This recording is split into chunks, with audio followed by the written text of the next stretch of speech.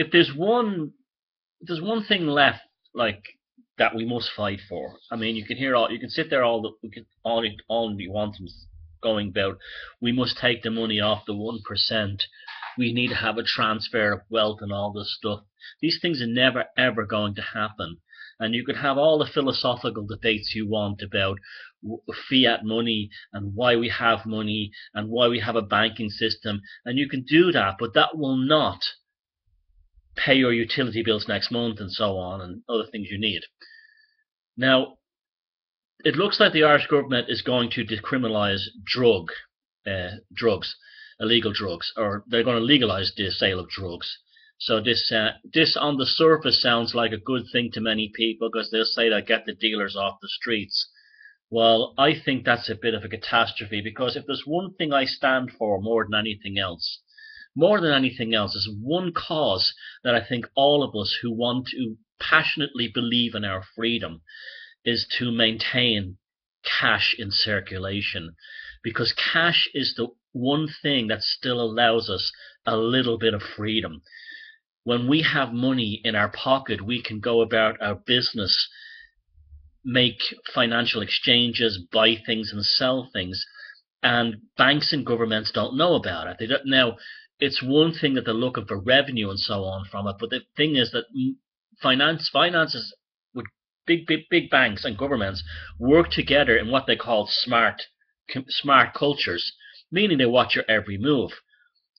Banks have forever have long, they've coveted and had their eyes on the cash that's in circulation, because once they have all the money, once we lose cash, our lives are totally dependent upon banks and governments who can cut off the money at any time.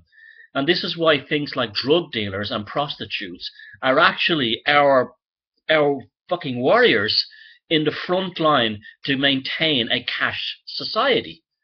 Because if you take them out of it, or you create a situation where you have legalized drugs and people are buying for their Monsanto weed down at the convenience store with a debit card, they know what you're doing, they know what you're buying, and this will affect your life in other ways. You won't get job promotions. You'll have people saying, can you check his records? But if you're buying weed with cash, your employer will never know. If you're having sex with prostitutes, your private life is protected and safe. There's lots of guys who can't get laid for lots of reasons, and that's the only way they can get laid. And so now, if they legalize prostitution and you pay for it with a debit card or a credit card, people know your private life.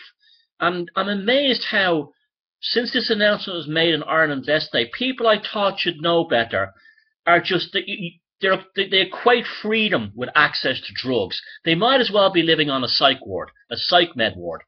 That's what it's great, we have freedom now. Isn't the minister fantastic? He's given us our drugs. Well, they think it doesn't come with a price. It comes with two prices. The first one is all that cash that we need in circulation to fight against the banks is now removed from the system. All the drug dealers' cash is all gone out of the system. Now you could sit there and say, oh, drug dealers they make cities dangerous and stuff like that. That's irrelevant. That's a price I'm willing to pay. I'm perfectly willing to pay the price of having a transsexual, transvestite amputee prostitute on my street if it means having cash still in society. I'm in favor of drug dealers existing if it still means having cash in circulation. Not having cash in circulation is an absolute catastrophe. It's over, game over. It's Logan's Run, Brave New World, Orwell. It's gone. We're over. We're finished. Everything about us is known. All our spending habits, where we go, where we move in cities, everything. It's over. Now we already have that with debit cards, commuter cards, library cards. That's when the library cards were really started for by the Carnegie Foundation. I bet you didn't know that, but that's what it was a demographic and data mining thing. So those of you in Ireland who are going, oh, it's fucking great, oh, it's fucking weed, I can buy all the fucking weed I want, and all that kind of thing, and oh, freedom at last. Please try to consider the long-term implications.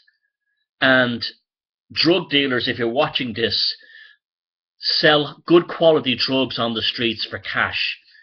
so people will have an alternative to the Monsanto stuff that's coming down the road, and that's it. That's what it's really all about. Cash must be retained at any cost. Now, at the same time this announcement was made by the Irish government, it was also announced that the second largest city in the south of Ireland, Cork, was going to be the first fully cashless city in Ireland. As we say here in Ireland, cop the fuck on.